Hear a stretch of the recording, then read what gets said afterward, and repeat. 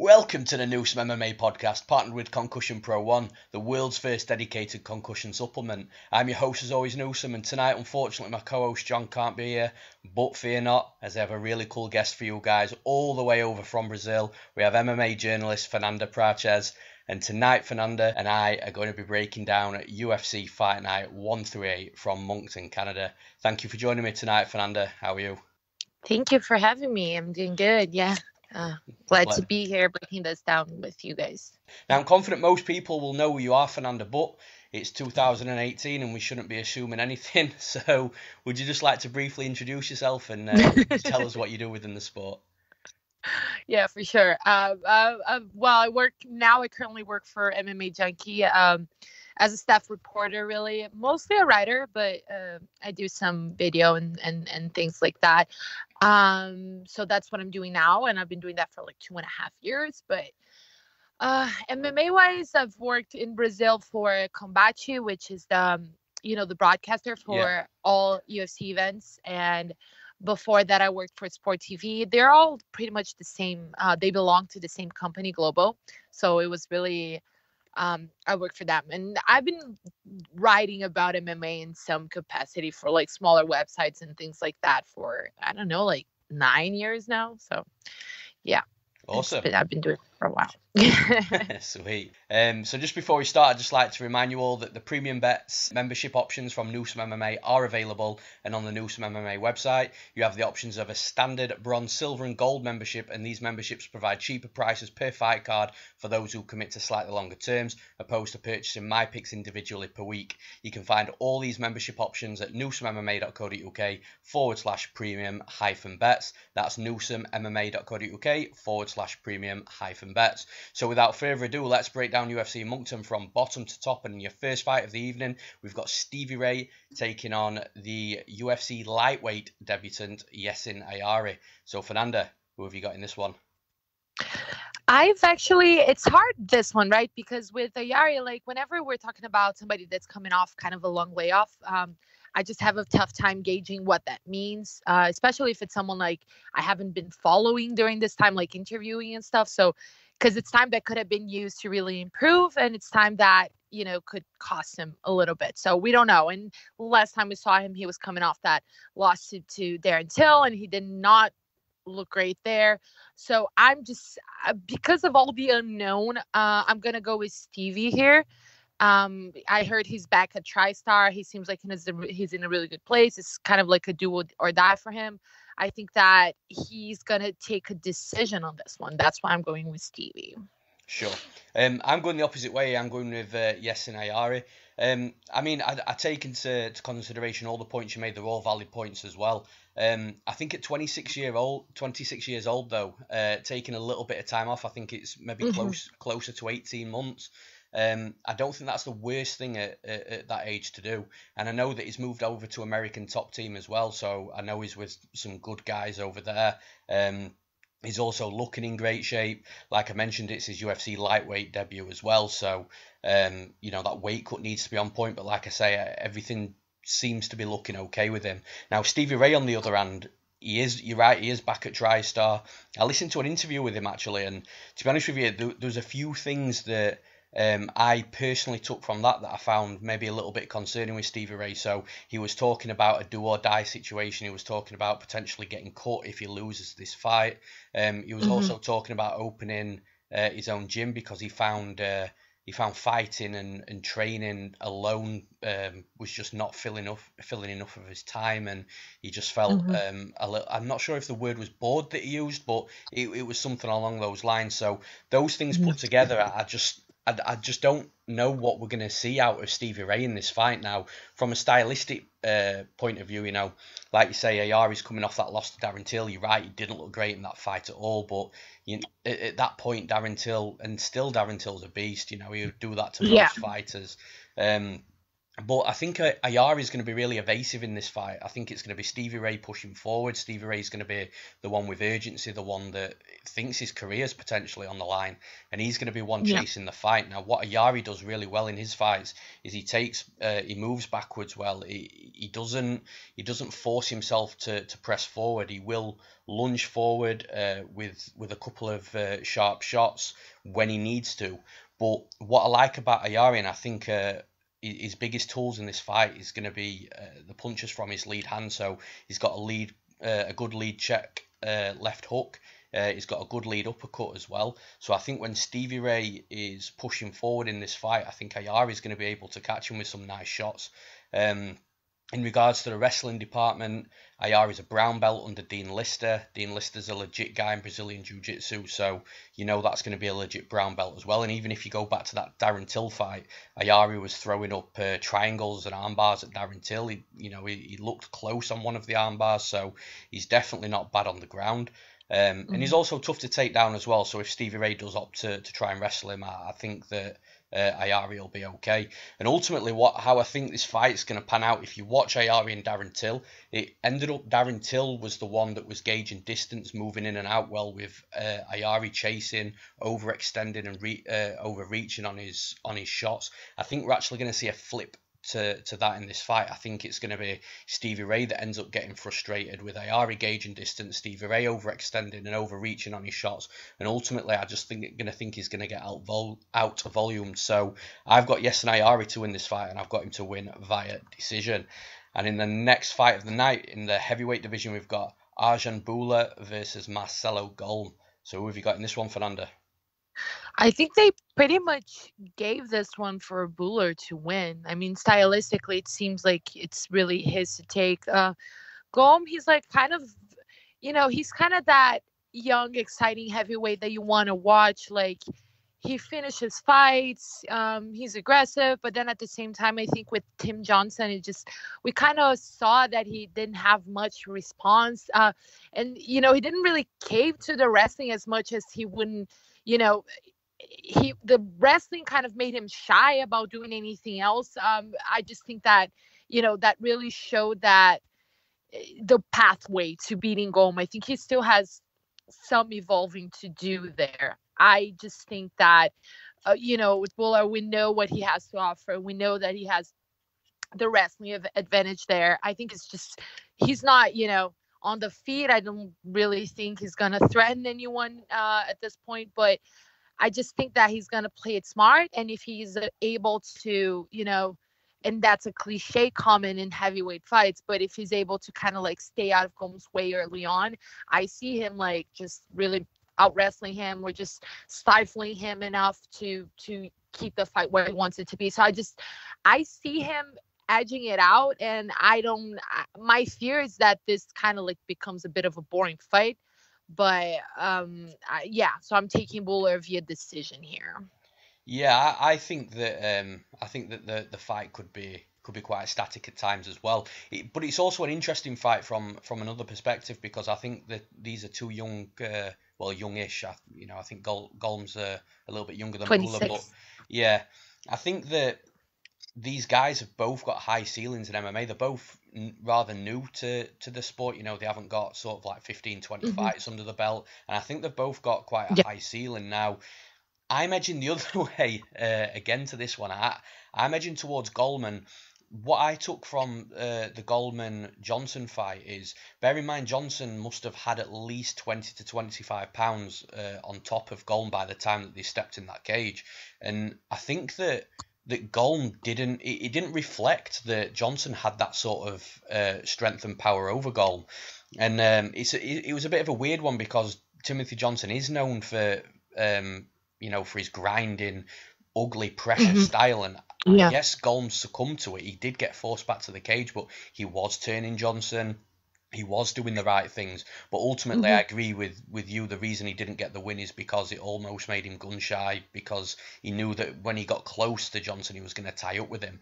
Now, from Arjan Bhullar's point of view, I think that he's got a really high ceiling because of his Olympic wrestling background, but what you seem to tend to get with these fighters that have got Olympic level wrestling backgrounds behind them is it takes time for that Olympic wrestling to evolve into MMA. So yes, they've got it once they get to the floor, but it's setting up the strikes, making sure that you're entering to the hips at the right time, not putting yourself in danger. And I almost think that just takes a little bit of time at the higher level. So, for example, Bhullar got away with it against Adam Vaisharek because of the level of competition. And don't mean any disrespect to Vaisharek, but I think once Bhullar starts fighting higher level opponents such as Golm, I think that he may come a little bit unstuck. I don't know. It's a bit of an unsure thing for me. But you look at Romero. I mean, Yoel Romero's got an Olympic level background. I don't think he scored a takedown until the Derek Brunson fight, which was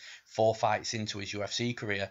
Henry Cejudo didn't really take off very quickly in regards to his wrestling in the sport early on. He became a really good striker because of that, but now it has evolved, and he is starting to work it. So I do have question marks about how Bhullar is going to fare in regards to his wrestling against guys that have good takedown defense at this level of MMA, which I believe Golm has. So for that reason, I think that Golm's gonna edge this, and I almost see Bhullar potentially gassing out as well. He looked tired against Luis Enrique in the third, sort of midway through the second round. He was starting to look a little bit tired against Vaisharek. Maybe that played a part in the mistake that he made, which caused him to get submitted. I don't know. But I think that if Bhullar doesn't score easy takedowns early on, I think his gas tank might take its toll, and I think from there Golm might take over. And Golm did show he has got a good gas tank after getting completely grounded by Timothy Johnson. So I think Marcelo Golm's going to win, and I think he's going to score a late knockout as well. So in the next fight of the night, we've got Tejovan Edwards versus Don Madge. Bit of an unknown fight for one of these guys for me. I'll explain that in a little bit. But Fernanda, who have you got winning this one? Yeah, like you said, I can't even go that deep into it because I wasn't able to really watch anything on Don Madge, and even with Edwards, I didn't really watch that much. Of course, we all know what he did to get in the UFC, and that was pretty impressive. What I did read was that Don, he's more Muay Thai guy, and that's really his base. And what Edwards really points out about his game is that he thinks that he fights a little planted, and with Edwards, he came from wrestling, but kind of like fell in love with his striking a little bit, and we can see why. So to me, it's always interesting when we see a guy who just like kind of fell in love with his knockout power or whatever, fight a guy who's like a really striker in nature, and to see how that holds up. I'm curious. I find it hard to call it because I didn't really get to see tape on Don Madge, but I'm just gonna go with Edwards on excitement alone, but you're going to pick the other guy. Apparently that's our thing today. No, not for this one. I'm going Edwards as well. But again, it's for very limited reasons.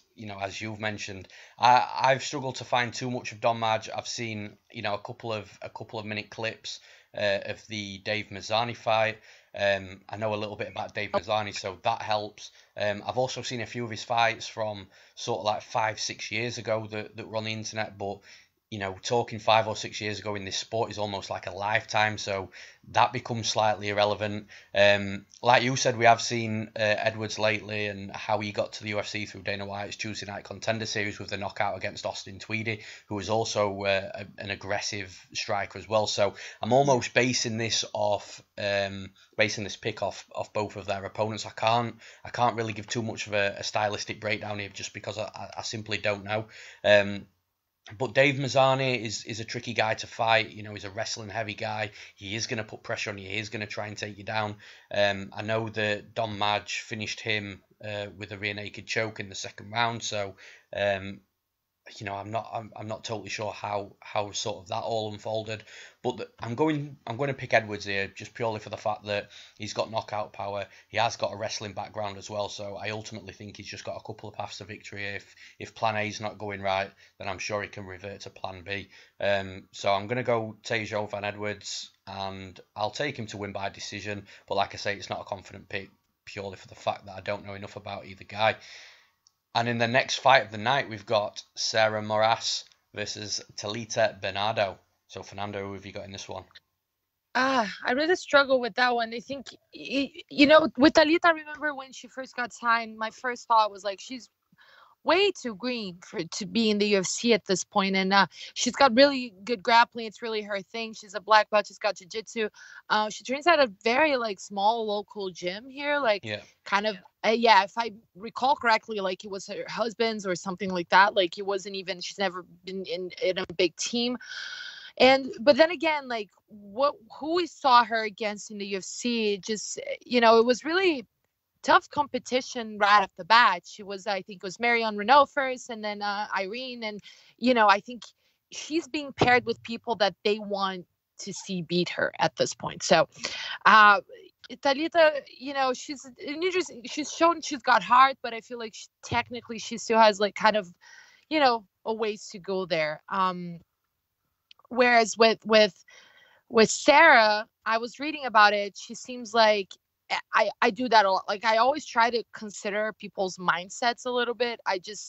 It can go both ways, but it's kind of what I try to factor in, because I do agree with what a lot of fighters say, that a happy fighter is a good fighter. Totally. Sarah seems to be in a really good place. She left her previous team. She said she was getting really bad vibes there. She went to Extreme Couture.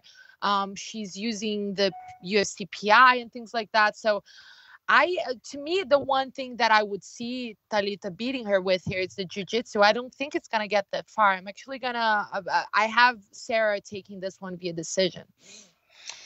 Yeah, I mean, you've hit a lot of the points that I was going to mention. I think we must have watched that same interview, because she just seems totally happy with life. Really buzzing and on top of the world at the minute. She's taken that move from I think it was Canada over to Vegas, if I believe rightly.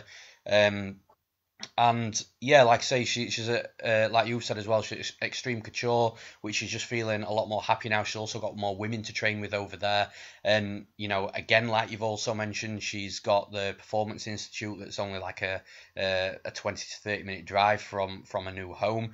So it's really dangerous to sort of pick against a fighter like that. I believe the mental game in mixed martial arts is maybe even 50% of how successful you're going to be. You can be the best fighter in the world, but if your head's not there and you're not happy, then you're not gonna really strive to much success, because that'll always hold you back. Now, from a stylistic point of view, I think the fight favours Talita Bernardo.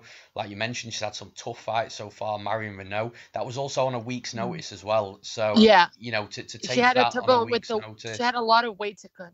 Yeah, absolutely, and I think that showed as well, because she did start to slow down sort of at the middle of the second and third round. She was totally gassed, but she was still shooting in for the takedown. She was still being as dominant as she possibly could be given a scenario. It's just Marion Renault is just another level right now than what Bernardo's at, and B, like I say, had a full camp, and Bernardo took that on short notice. Then you look at the Irene Aldana fight. Again, I sort of felt a little bit bad for Bernardo. She was massively undersized in regards to physique and, in regards to strength and physique. So just completely smaller fighter in there. She did struggle to get Aldana on the mat. But what I do like is Bernardo's relentlessness trying to get the fight to the mat.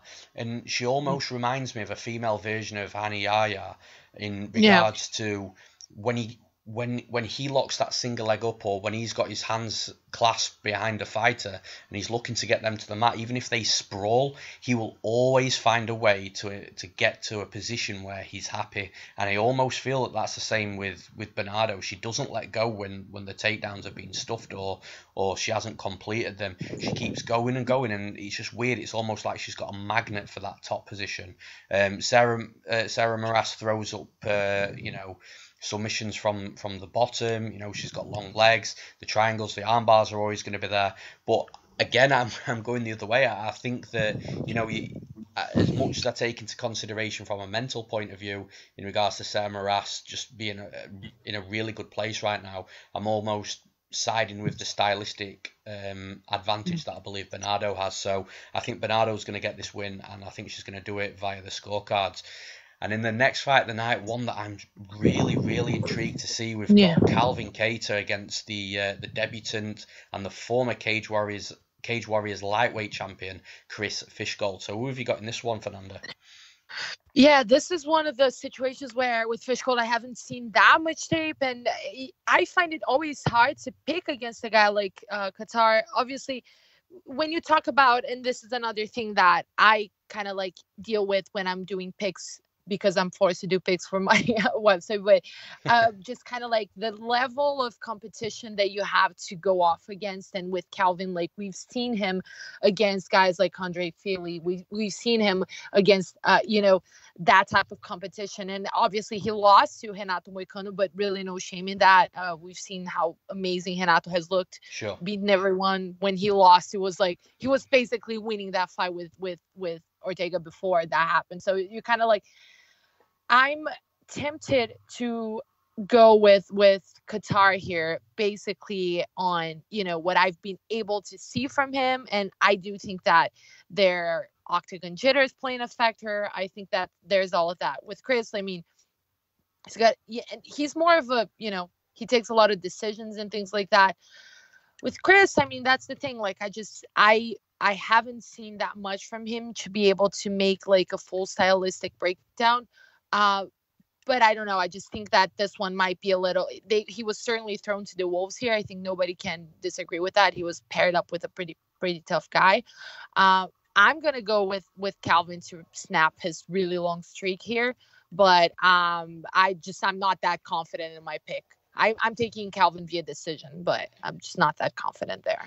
Sure, and I absolutely agree with you. This is some debut to make in the UFC against Calvin Kattar. And just to put this in perspective, we're looking at an 18-3 versus a 17-1-1. So this is really high level right now. I know that there would be some debate regarding the level of competition that Chris Fishgold has faced, but man, this is going to sound really confusing because I genuinely see Calvin Kattar as a top 5 guy, for sure. The guy is absolutely legit. I've had my eye on him ever since I saw him against Andre Feely.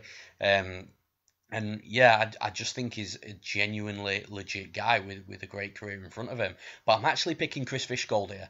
And the reason I'm picking Chris Fishgold is relentless wrestling. And that's basically what he is. He will bull rush forward. He'll throw winging heavy bombs. But those winging heavy bombs are only to get his opponent's guard up, which leaves the hips exposed, where he can level change and shoot straight in for takedowns. He reminds me a lot, actually, of Mads Bernal, who, by the way, I've got no idea why he's been cut from the UFC. I think that was a really bad decision to let him go. But yeah, he reminds me of a lot of Mads Bernal. Striking maybe not as crisp as Mads, but you know it'll get there.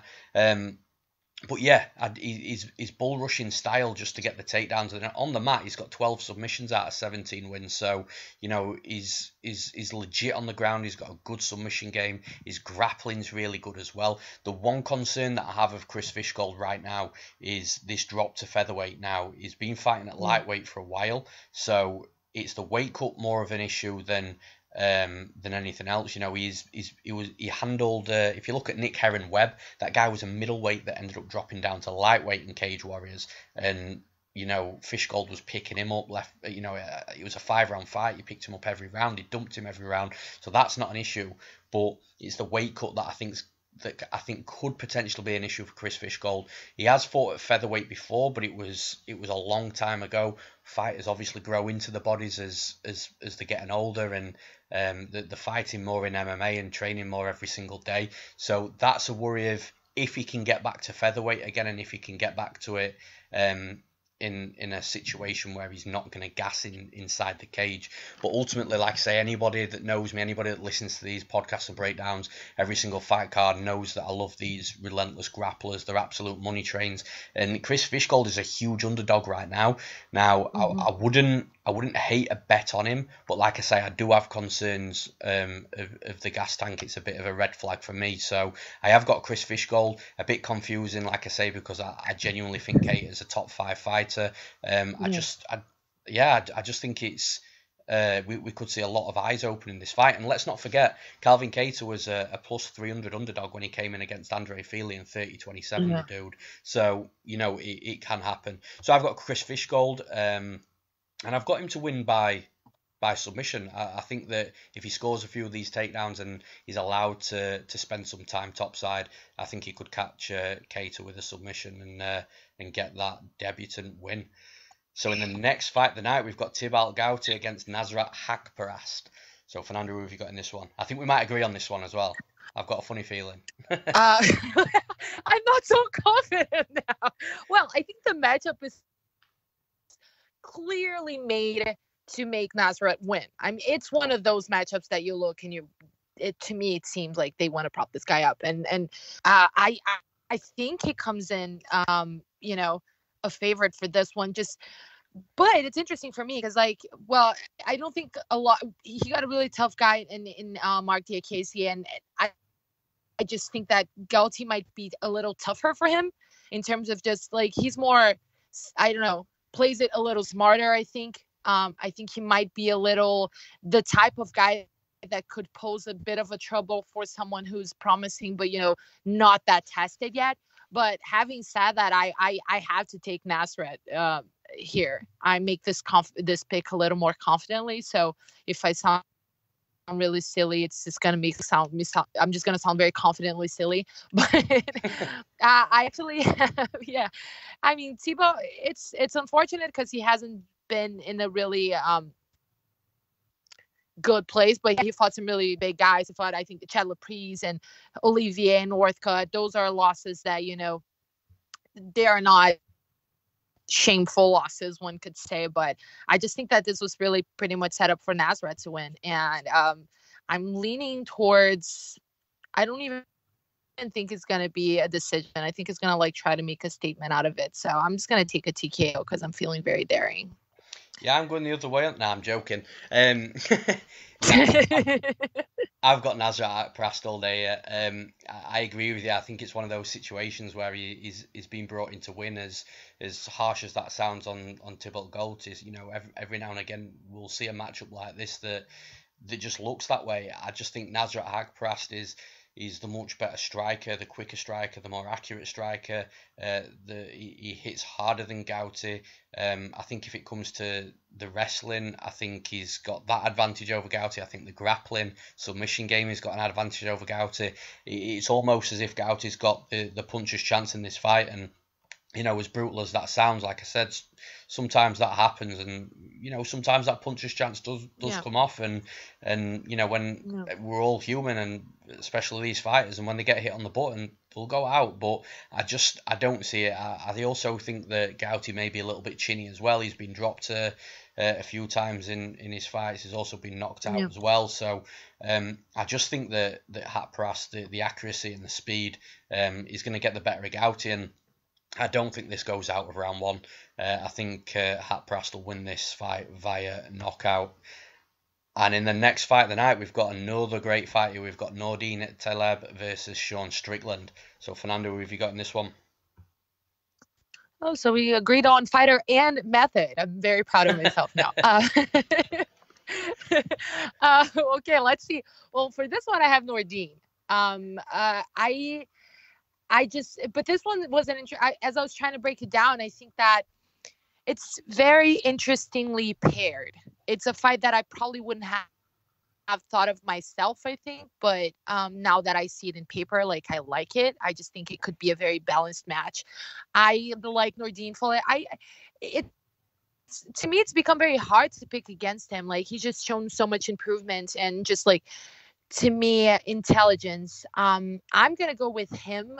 Just basically, slightly outworking Sean to a decision, but I wouldn't be surprised, if Sean pulled it off. He's pulled it off against some pretty interesting dudes too. But I just think that Nordine has shown more work and more output against higher caliber competition than Sean. So I'm just gonna go with him conservatively, but I'm very curious. That to me it's just like one of those sneaky good fights. Like I wouldn't have picked it to be cool, but I'm intrigued.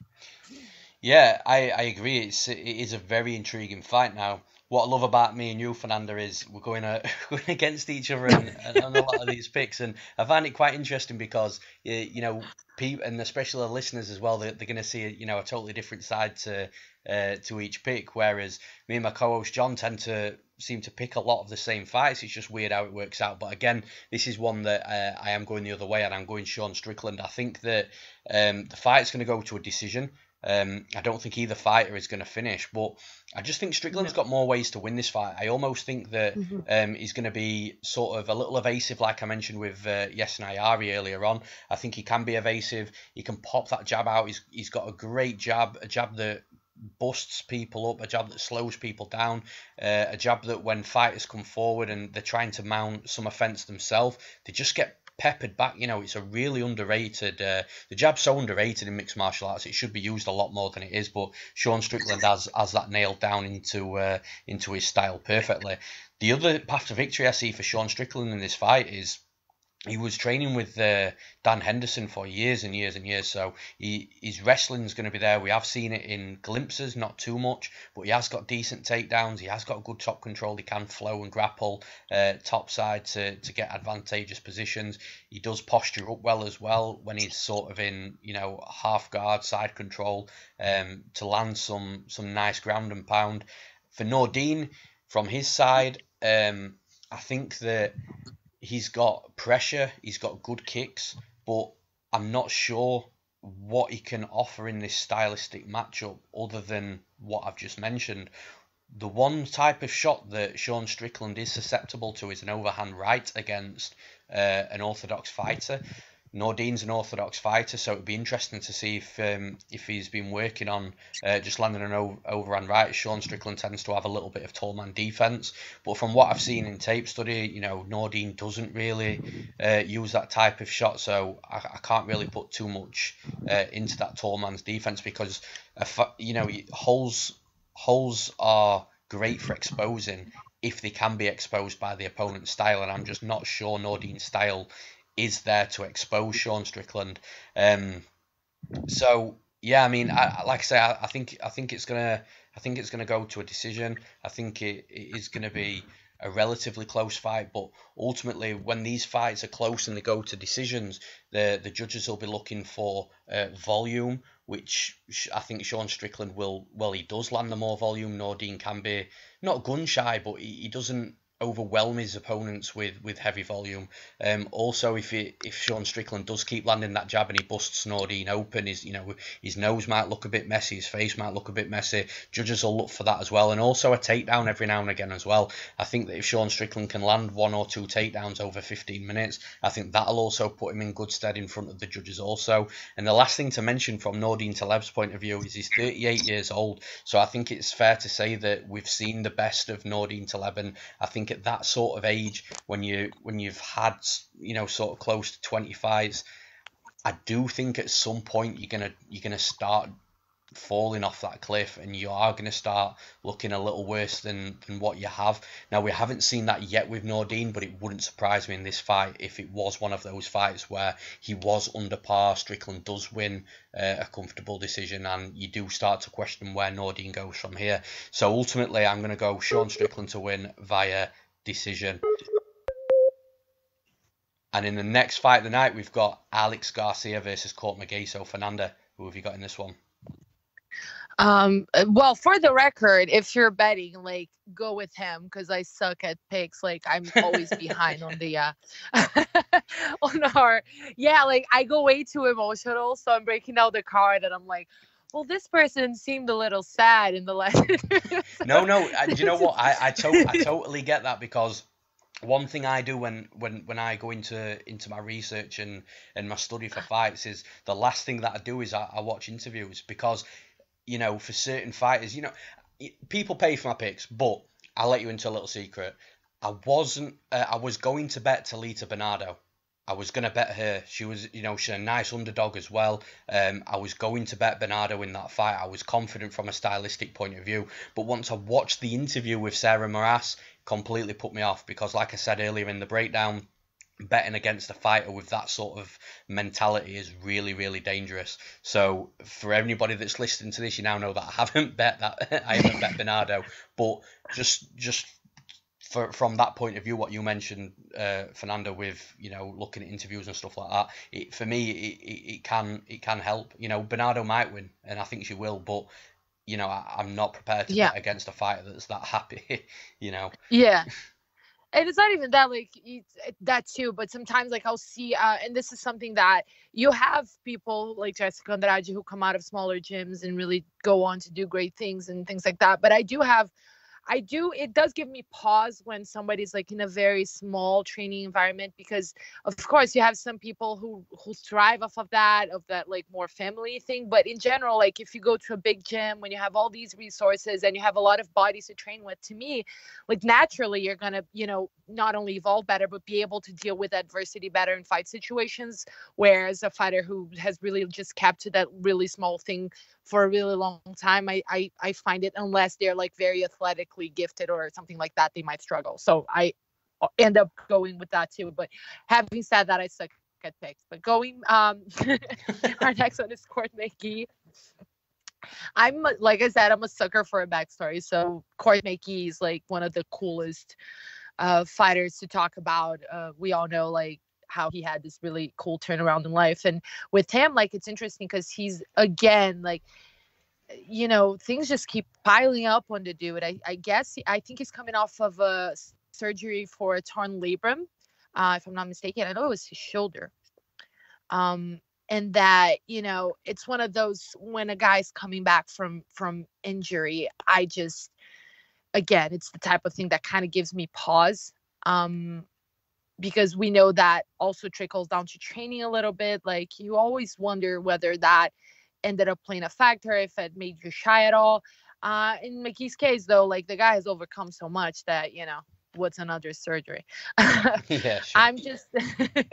It's just the shoulder. I mean, but the thing is, like, with Court, I mean, the two guys have kind of like struggled with consistency and with just getting the streaks going. With Alex, I know for a while we were all like kind of very interested in seeing what he was going to do, but he always just basically failed on getting that streak going. Mathematically, it's time for him to get a win, because he just came off a loss to Ryan LaFleur. So if the pattern holds up, Alex should win this one. But I'm actually curious to see. I went back and forth in this one. I'm picking actually Alex to take this one. Not just because of mathematics, just I think that he might be able to fish out like a finish here. And that saddens me, because I like Court McGee and I wish he won more, but coming off of injury and all the unknowns and things like that, I'm going with Alex here. Yeah, the mathematics is interesting. Because everyone was saying the same thing about the Randa Marcos effect in her last fight.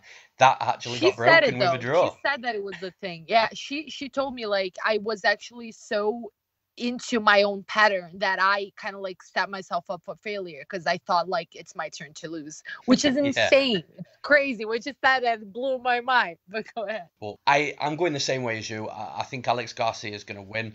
I don't know what it is with Court McGee. I just think that he is starting to look a bit laboured. He's still a tricky fighter to fight against, though. He's still fundamentally sound, so his striking's still there. He's got a good wrestling background as well, good takedowns, but I just wonder how much that's gonna play an effect against someone like Alex Garcia, who's very physically imposing.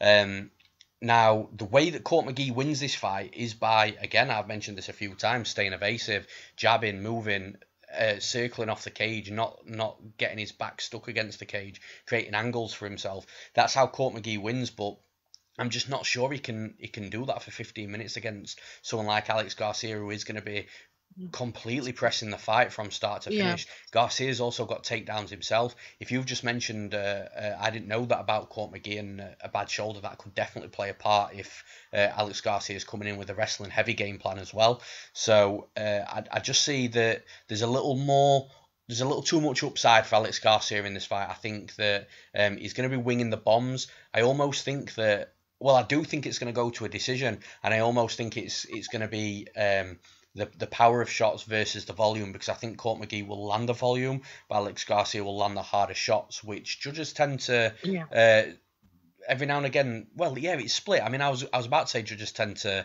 favour the harder shots, but you know that's wrong. I've seen plenty of fights where the volume guys won as well. So it's tough for sure, but I think that Garcia's going to land the harder shots, which is ultimately going to give him more chance of a knockout as well. And if it doesn't go right for him on the feet, I think his style of wrestling will be a good plan B for him also against Court McGee. And if you can get Court McGee on his back for a few minutes in a couple of rounds, then that's going to score him in the round. So yeah, I've got Alex Garcia to win this too.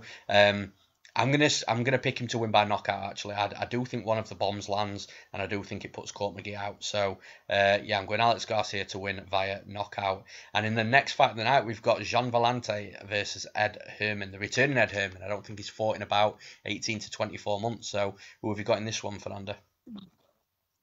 Yeah, just going back to that a little bit, because I just confirmed that Court had torn his labrum after the Sean Strickland fight, so he had to have surgery for that.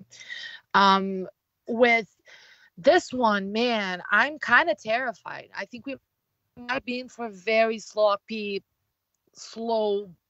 letter 2 rounds. I'm just kind of worried. When I saw that one, I was like, oh baby, what is he doing? With Villante, I mean, you know what you're gonna get. Like, he's one of those guys. He's interesting. He has that very heavy hand that can really land and can really finish the fight fast, but we haven't seen it, finishing the fight fast in a while. So I'm just kind of like, now I used to bank on that. I'm just kind of reluctant to think that that's what's going to happen now. So with maybe being away for a while, which is something that, we haven't seen that much from him. He's just a very, oh no, I'm sorry. He hasn't been away from. He fought in June. I'm just always with Villante. I'm like, is he gonna come out and throw bombs and knock people out, or is he gonna gas out and just things are just gonna drag on forever? And with Ed Herman, he has the type of opponent that he can knock out. Ed obviously isn't what he has been in a while, but at the same time, I'm afraid that if it goes past the first round, we're just going to have 2 very slow fighters in there. With Ed, on the other hand, like, I don't know if you remember, like, he's coming off that really gross injury. He, like, tore the tip of his finger off. Yeah. I don't know if you remember the picture on social media, which was just, like, the most vile thing I've ever seen. Yeah. Thanks for reminding me. Sorry, I hope your dinner is still with you after that one. But he was... And what I was reading upon is that it ended up being a very tricky recovery for him. It took like screen grass and things like that. Like, it ended up being kind of a slow, like, dragged out process for the type of injury that you don't really see knocking people out of action that long. And like you said, he has been away for a while now. We haven't seen him since the CB Dalloway fight. So, I mean, with all the variables, he hasn't been looking, the fastest for a really long time.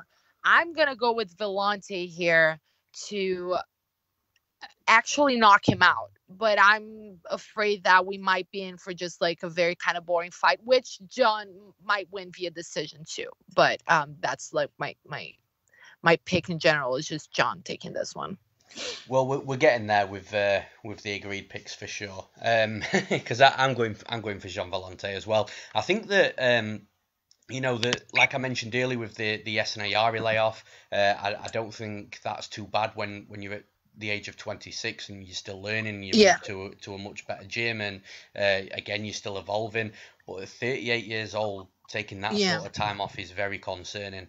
Gian Villante, again, on the other hand, hasn't been totally impressive either.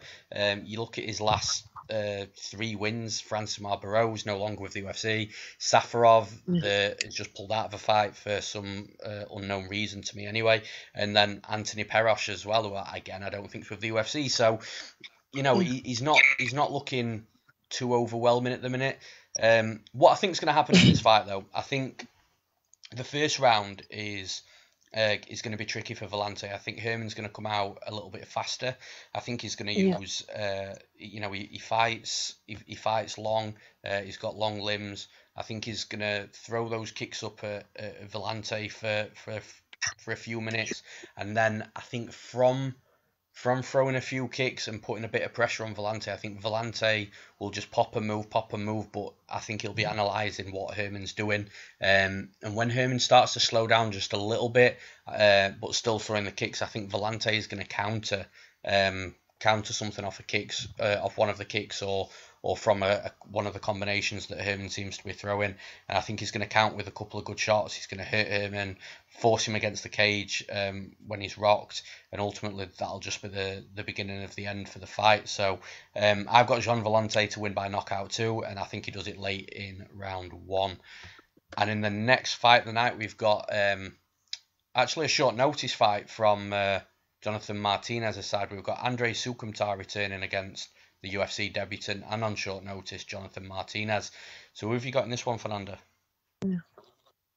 Yeah, I haven't. It's again the same situation with Jonathan. I actually didn't get to see any tape, so I can't really break it down, you know, accurately. But with these guys, like you said, short notice. I tend to automatically kind of like go the other way a little bit, especially with short notice. Especially, I don't know how much he walks around at, but you know, with the weight cut and everything else, to me, it's just so many things stacking up against a guy coming in a situation like this that I end up, you know, going the other way kind of automatically. Though we have seen some pretty interesting situations when the guy spoiled everyone's party, but here, I would go with Andre. But like with Andre, we all know what the issue is. Like, he's just not the best decision maker, and I think everybody's forever gonna remember. And I feel really bad for him because everybody's just gonna forever remember him for the Sean O'Malley fight and for you know, just really handing in that fight for Sean O'Malley. But what I find, you know, soothing in that situation is that he went back on it and he was like, I fucked up. I know I was terrible. I know I should not have done what I did, which to me is just very refreshing because it's a fighter that's going to go back to the gym and fix whatever it was that went wrong. And I think that, you know, like I said, to me, it just kind of like sways automatically to Andre. Although, like I said, I haven't really seen tape on Jonathan. So maybe he poses this amazing stylistic threat that I am not aware of. I'm gonna go with Andre here just based on the unknown factor, really. Yeah, I mean, just to cover a couple of points that you made in regards to the short notice fight. Yeah, you know, there's always red flags about weight cut and things like that. Martinez is actually quite small for the division. He's weighed in a couple of times at like 130 pounds in his fight. This is obviously 135. He does always seem to, from the tape that I saw of him, he does always seem to look a little smaller than his opponent. But with that being said, I think this is the sleeper fight for the fight of the night. I think it's going to be fast. I think it's going to be exciting. It's going to be a striking war. Both throw kicks, both throw quick hands. You know, I just think that stylistically these two are going to clash in such a beautiful way. I could be wrong. I just think that this is going to be a really quick, a really entertaining fight. Now, you mentioned a good point, you know, with Andre Soukhamthath, his fight IQ, his decision making has been very suspect to say the least. Now, the one thing that I do agree with you but disagree in the same sense is I agree that, you know, he came out in the right way and said, like you mentioned, that I fucked up and that's something that he can go away and fix. But you can make yourself.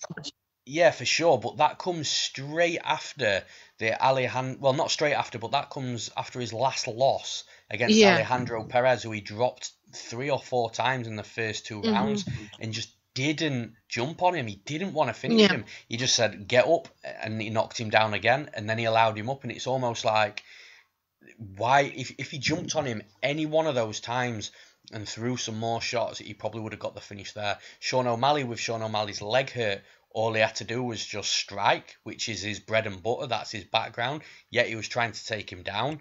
So for me, it's like, it's just a bit.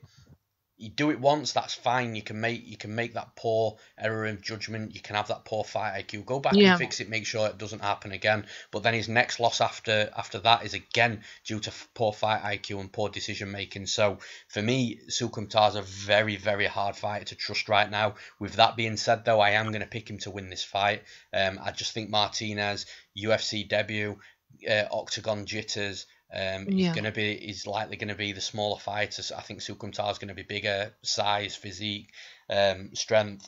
So I just think that Soukhamthath's going to have too much of an advantage to lose this fight. And if it comes down to decision making again, I'd like to say that he doesn't let it happen 3 times. But I can't be confident in saying that. But like I say, I'm going to pick him to win. I think he's going to finish Jonathan Martinez, which, if you watch Jonathan Martinez's fights, he's never been finished. He's a good finisher himself. But I just think, like I say, this UFC is a different level of competition. I think it's going to be a fast, exciting fight, and it just wouldn't surprise me if he got caught with something and got knocked out. So I'm going with Andrei Soukhamthath to win via knockout. And in the next fight of the night, we've got Misha Cirkunov versus Patrick Cummins. Another interesting fight. So Fernanda, who have you got in this one? I think we're gonna disagree on this one. Okay. I think it's kind of like so there's a little backstory there. Cirkunov, I remember for a while there, everybody was treating him like he was the savior of the UFC's light heavyweight division, especially after he beat Krylov, which we were all obviously very, very hot on. So I was never really part of that club, I guess. So maybe this weighs a little bit on my decision, but I'm picking Patrick here. Patrick has been inconsistent, to say the least. We know that. I mean, when we think about, I think, inconsistent light heavyweights, we automatically go to him and to Villante in our minds, because it's kind of like we never know what we're going to get from them in a fight. And with Patrick, I think that sometimes it looks like he's headed the right way and he's making the right calls, and you're surprised at how smart he's playing, and then something happens and he just goes berserk and you're like, what is happening? You just gave away this fight. So that to me is my experience. Or he'll end the fight looking completely busted up and he's at the hospital with 1,000 stitches and somehow he won. So that's just kind of how things usually go with Patrick Cummins. So rationally, I was leaning towards Cirkunov here, but this time I just think that Pat's gonna come out, and I'm actually picking him to just come out very, more aggressive than usual. I think he's gonna be the one here in this fight over Misha, and I'm gonna be very bold. I'm going to predict a TKO here. I think that Misha is susceptible to that. So I just think that maybe Patrick Cummins is going to be able to get it done on, I don't know, round 2. Are you a fan of the moustache? I'm a big fan, actually. I am. I'm on board.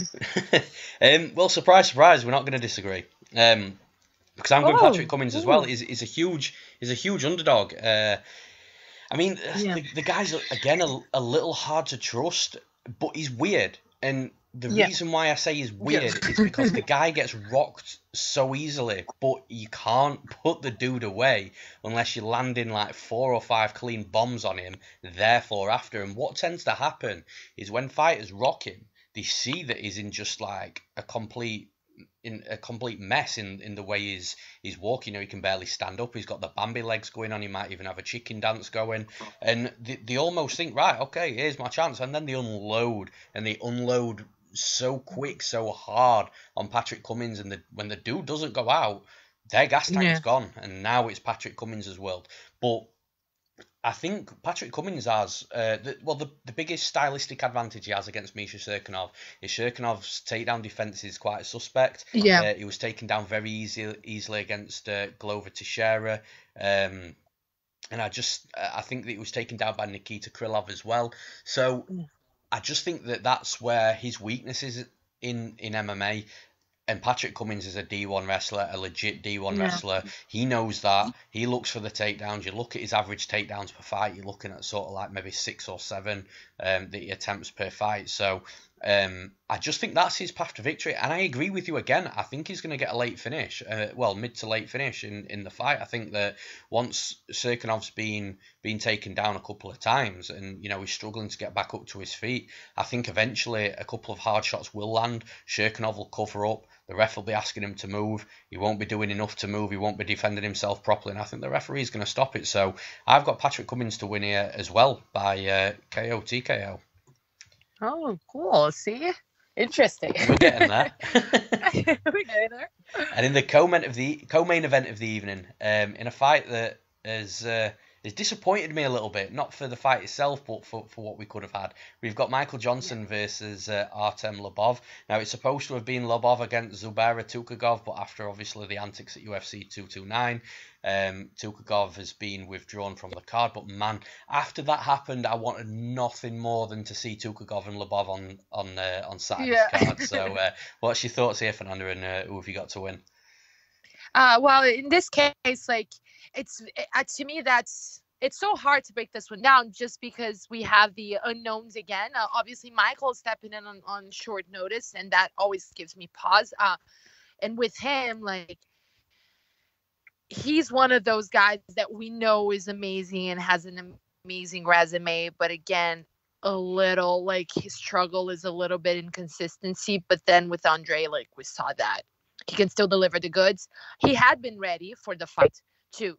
He wasn't ready for this particular fight, but he wasn't like sitting off the couch. I was actually working on this radio recap of him earlier this month, and he was saying that he was kind of like planning on going to Argentina. Okay. He was hoping that would happen. So he was basically already staying ready and things like that. So that makes me not worry too much about the extras, about the weight, about everything else. And I think that's really why he was able to take this fight on short notice. He wasn't just, sitting on the couch. And with Artem, like, you don't have a particularly mysterious fighter in your hands. You have like a durable guy, a guy that can surprise you on occasion, as he has. But, he's not just this very tough puzzle to crack. Michael's a long guy. He has been at this for a while. I think he wouldn't have taken the fight if he wasn't really confident that he can take it over Artem. So, I'm always reluctant at this point to pick against Artem because we were all like such big haters at first, and he proved us wrong. And then they're like, I don't want to be mean to this guy anymore. He's earned my goddamn respect. Man, everyone loves Artem Lobov. Yeah, choo-choo. What was it, the trade? The choo-choo thing that he did on the way. Yeah, but so I'm going with Michael Johnson here. I don't know if he's gonna be able to finish a guy that's shown that is not that easy to finish. I'm actually taking Michael via decision here. I probably wouldn't if I didn't know that he was kind of like preparing for this, because cardio is obviously something that is the first thing that to go away when you're stepping in on short notice. But I'm actually taking Michael via decision here. And then, are you disappointed that we didn't get Tukhugov and Lobov, or am I on my own with that? Oh no, I was. It was already like a good matchup, but then with all the drama, like, I really wanted it to happen. We're in the same boat. But then if, like, as far as replacements go, like, I think that they did a fine job at finding a good one. Yeah, I agree, and I'm picking Michael Johnson as well. I think that stylistically and skill wise, I just think he's better than Lobov everywhere. His reach, he's obviously much larger than Lobov's. Who Lobov seems to come in with a reach disadvantage against, I think, pretty much every fighter that he's ever fought against. But then the speed comes into it, the wrestling comes into it, and it's reassuring what you said, that Michael Johnson was preparing anyway. He wanted to get onto the Buenos Aires card in Argentina, so yeah, that's interesting for sure. But yeah, I just think Michael Johnson's style's on Lobov here. He does have to be careful though, because his gas tank has never been totally amazing. We've seen in a few fights that he's looked really tired after he's sort of, 4 or 5 minutes of fighting.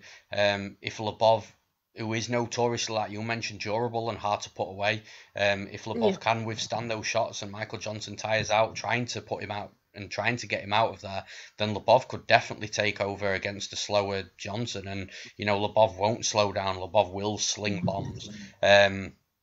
So, yeah, I think Michael Johnson has to be smart here. I think he almost has to point fight for maybe 7.5 minutes just to get him over that initial line in the fight, over the halfway mark, and then he can maybe start to unload some shots. But yeah, I mean, the short notice thing, he's got to make the weight first and foremost. He's a big featherweight.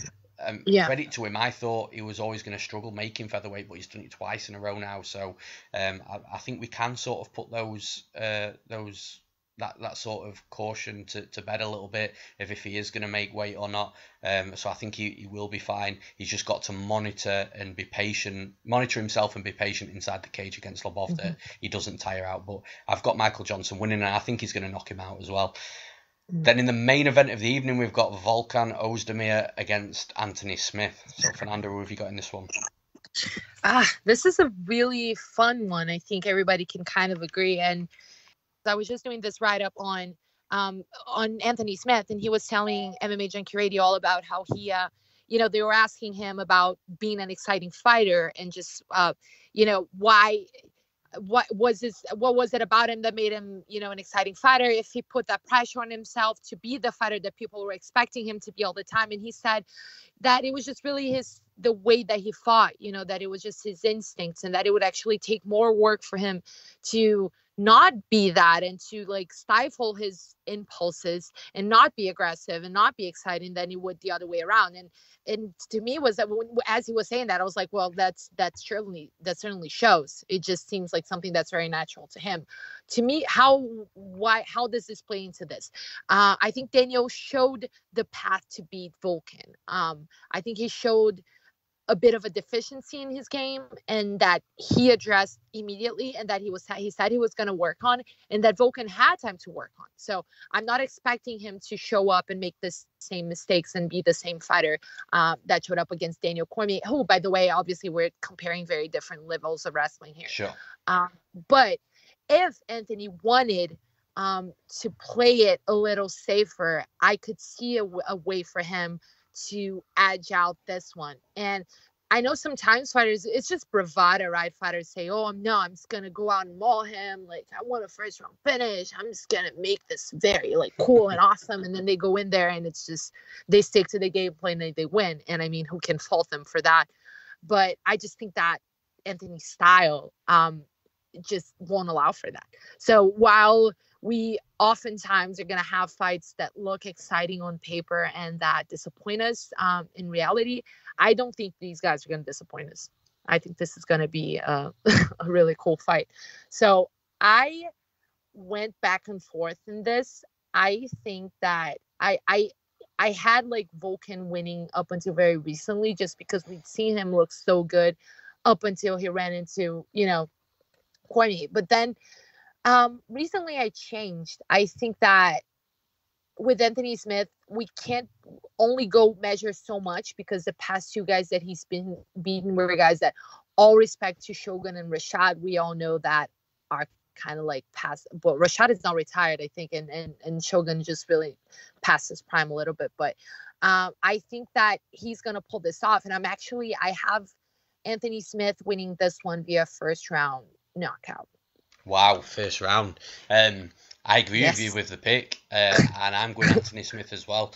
I'm not sure it's going to be first round though. I think that he's almost going to have to let Volkan Ozdemir come forward, Volkan Ozdemir to go to work, to throw his shots, and to ultimately slow down a little bit. But I think that, I don't know, Volkan Ozdemir is a big mystery to me. Because I just don't know what to expect from the guy. People say that the dude hits really hard, but he might do. for me, I haven't seen that with my own eyes. Like, the knockout against Misha Cirkunov was so weird. No matter how many times you replay it, no matter if you use slow-mo mode on Fight Pass, you cannot understand and get a clear picture of how he put Cirkunov away. And the same could be said for Jimmy Manuwa in a way. You know, Manuwa came forward, Manuwa clinched up with him. He hit him with a short shot in the clinch whilst his back was against the cage, which moved Manuwa back. I think that rocked him a little bit, maybe not too much, but a little bit. But then another shot, it wasn't so clean. It was more like a push shot, knocked Manuwa over. And part of me believes that the one thing that affected that knockout quite a lot was Manuwa's head bouncing off the canvas. You know, it bounced off nastily. So I'm there thinking, well, you know, does the dude hit really hard? You know, are these just superhumanly powered shots that knocking guys out clean where they don't even look like there's much behind them? You know, you look at someone like Vicente Luque, he's got that good left check hook that doesn't look like there's anything behind it, yet he's knocking dudes out cold. So it's like, could it be another situation like that? I'm not sure. Like I say, it's just all a bit of a mystery to me. The one fight he got exposed him was Daniel Cormier, but Daniel Cormier is just a legit wrestler and just a legit fighter, one of the best of all time. So it's like, how much stock do you put into that? I just find Volkan Ozdemir really difficult, really tough to break down. I wish that we would have seen at least a round against Jimmy Manuwa, because if we'd seen a round against Jimmy Manuwa, I'd be a lot more confident in breaking this fight down with Anthony Smith, whether it be for the good or the bad. You know, does he win or does he lose? But I'm just, like I say, I'm just not sure. What I do know is he came in against Ovince Peru. I know that fight was short notice, and you know, I get that, and he tired out very quickly. So did OSP, and it ended up a bit of a messy fight. But like I say, I know that was short notice, but over a 5-round fight, would it be possible to see Ozdemir gas again? Possibly. I think Anthony Smith's going to be the bigger fighter in there as well. I know he came up from middleweight, but the dude's taller, the dude's longer. And also, I was at UFC Hamburg. I was at the hotel during the weigh-ins, and when Anthony Smith walked past me, I genuinely thought he was going to miss weight. And even I thought at the time, wow, he's just moved up and he might even miss weight here. So he's still got a decent weight cut. He's still a big, heavy guy. And I think if he can, I think Volkan Ozdemir is going to come out fast, going to come out like a bull and look to get that early knockout. You know, the UFC are sort of advertising this on how quick both of their fastest knockouts have been. So I think Volkan, he loves playing into that, calls himself no time. I think he'll come out there, and like I say, I think he'll try and put Smith away early.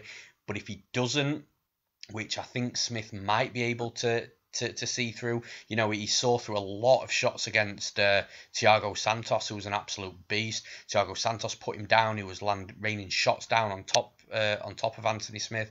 Anthony Smith wasn't going out easily at all. You know, he's not a quitter. He's tough. He was staying in there. I think Volkan Ozdemir might have him hurt sort of early on in the first round.